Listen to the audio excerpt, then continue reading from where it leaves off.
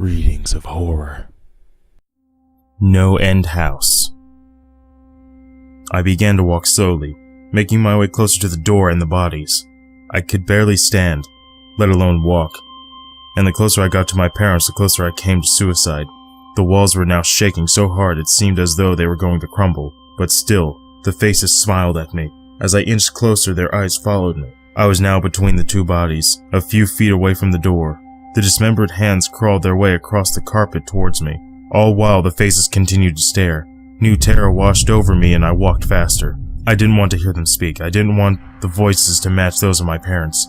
I began to open their mouths, and the hands were inches away from my feet.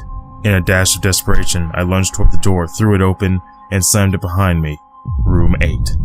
I was done. After what I had just experienced, I knew there wasn't anything else this fucking house could throw at me that I couldn't live through. There was nothing short of the fires of hell that I wasn't ready for. Unfortunately, I underestimated the abilities of the No End House. Unfortunately, things got more disturbing, more terrifying, and more unspeakable in Room 8.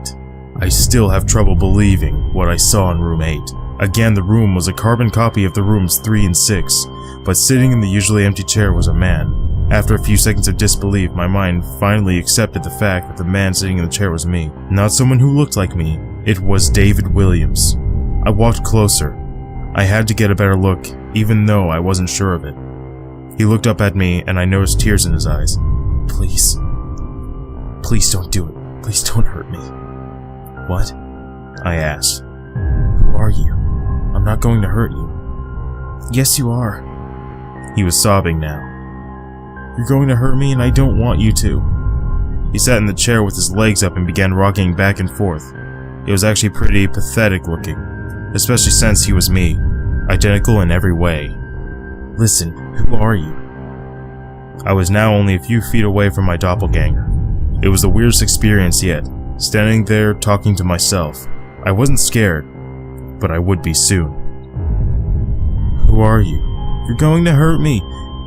You're going to hurt me. You're going to hurt me. If you want to leave, you're going to hurt me.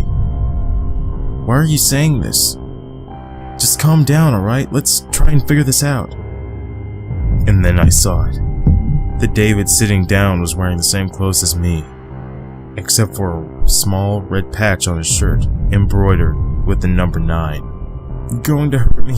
You're going to hurt me. Don't, please. You're going to hurt me. My eyes didn't leave the small number on his chest. I knew exactly what it was. The first few doors were plain and simple, but after a while they got a little more ambiguous. 7 was scratched into the wall by my own hands. 8 was marked in blood above the bodies of my parents. But 9? This number was on a person, a living person. Worse still, it was on a person that looked exactly like me. David? I had to ask. Yes. You're going to hurt me. You're going to hurt me. He continued to sob and rock. I answered to David. He was me, right down to the voice. But that 9? I paced around for a few moments while he sobbed in the chair. The room had no door, and similarly to room 6, the door I came through was gone. For some reason I assumed that scratching would get me nowhere this time. I studied the walls and floor around the chair, sticking my head underneath and seeing if anything was below. Unfortunately, there was. Below the chair was a knife. Attached was a tag that read, "To David, from management." The feeling in my stomach as I read the tag was something sinister. I wanted to throw up, and the last thing I wanted to do was remove that knife from under the chair. The other David was still sobbing uncontrollably. My mind was spinning into the attic of unanswerable questions. Who put this here and how did they get my name? Not to mention the fact that I knelt on the cold wood floor and also sat in that chair, sobbing in protest of being hurt by myself.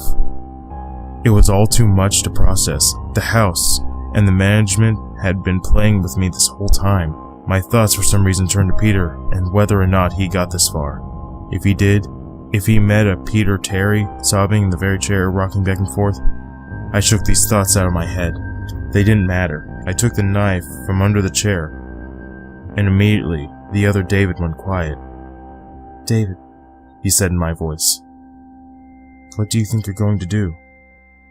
I lifted myself from the ground and clenched the knife in my hand. I'm going to get out of here.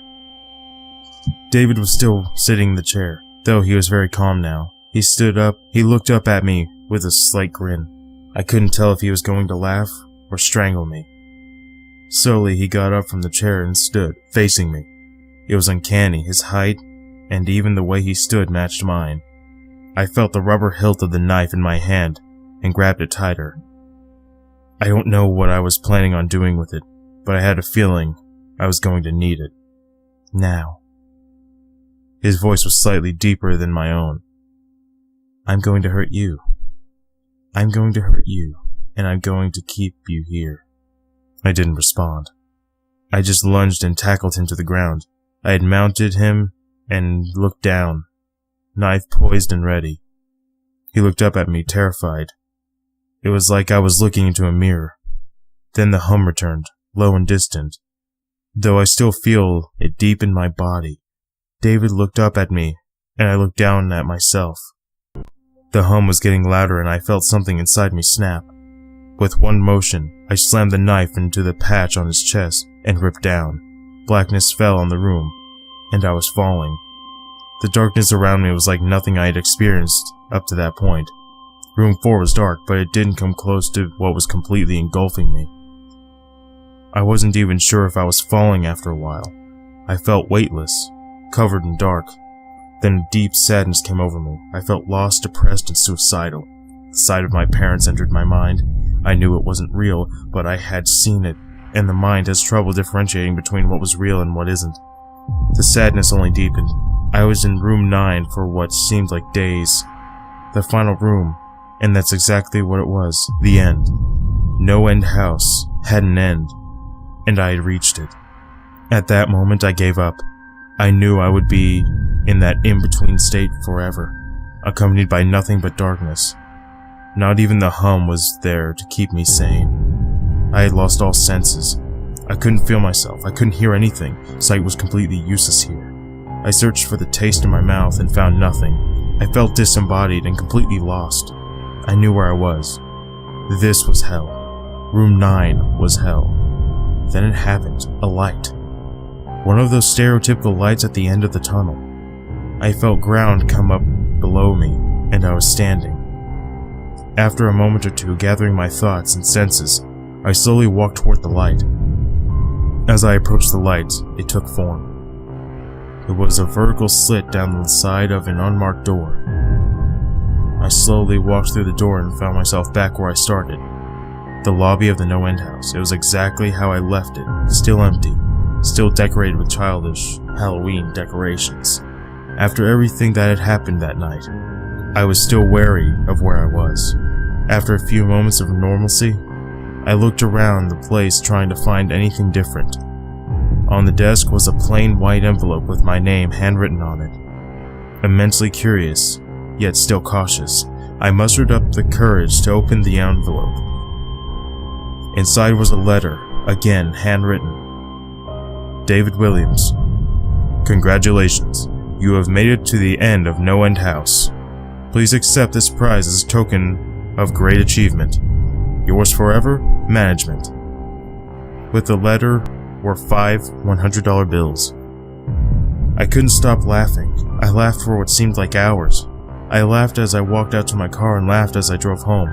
I laughed as I pulled into my driveway. I laughed as I pulled open my front door to my house, and laughed as I saw the small 10 etched into the wood. Thank you for watching. Feel free to like, comment, subscribe, and share.